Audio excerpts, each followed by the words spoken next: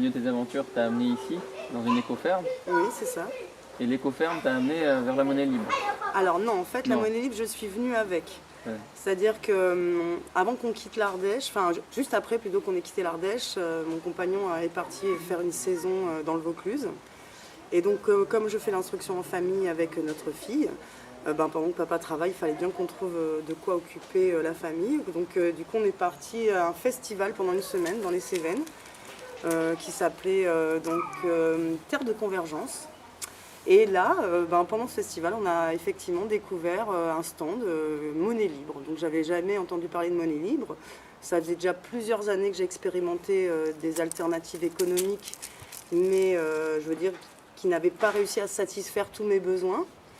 Et là, donc, ça m'a interpellée. Donc j'y ai passé 3 jours d'affilée, parce que là, le festival durait une semaine. Mais là, j'ai passé 3 jours au stand quasiment de la monnaie libre, à poser des questions, assister à une conférence, à poser des questions, à parler avec les gens. Enfin voilà. Alors, qu'est-ce que Je t'en as voulais tiré? absolument comprendre. C'était quoi la monnaie libre? Qu'est-ce que tu en as compris après? Alors, moi, ce que j'ai compris de la monnaie libre, c'est que déjà, c'est une crypto-monnaie.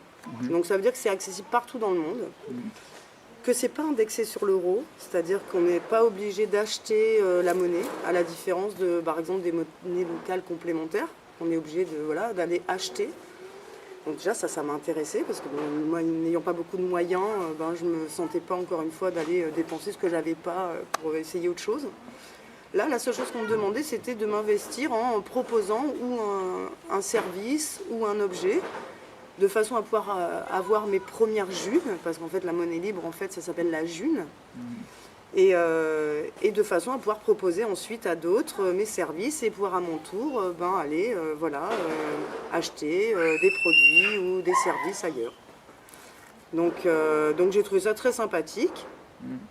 Au-delà de l'échange, ce que j'ai trouvé aussi super, c'est qu'en fait la création monétaire est basée sur l'être humain, et ça vraiment, j'ai trouvé ça vraiment extraordinaire.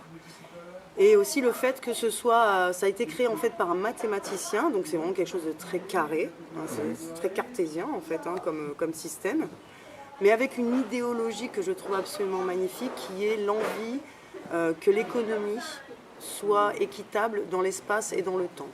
C'est-à-dire qu'elle puisse être équitable peu importe le lieu où on se trouve, et peu importe quand on va venir au monde. C'est-à-dire que même la prochaine génération ne sera pas endettée par rapport à la précédente. Voilà, c'est une autre conception de la monnaie et de nos dépenses. Et de nos dépenses. Et de la façon dont on donne la valeur aux choses. Alors tu m'as expliqué ça. Oui. J'étais assez stupéfait. On peut décider entre nous de quelle valeur a tel objet ou tel service. Tout à fait. En fait, c'est ça. C'est qu'on n'a plus la même notion qu'avant. Plus rien n'est imposé. Maintenant, c'est un vrai choix individuel. En tout cas, c'est un accord entre 2 individus. On propose un tarif. L'autre, s'il est intéressé et qu'il a suffisamment de monnaie libre, tout simplement, il accepte la transaction. Mais il est toujours possible de discuter. Le fondateur s'appelle Monsieur Laborde. Celui qui a écrit la théorie relative de la monnaie, et qui est donc à la base de la monnaie libre, effectivement, s'appelle Stéphane Laborde. Et c'est un grand mathématicien. Stéphane Laborde. On lui envoie le bonjour.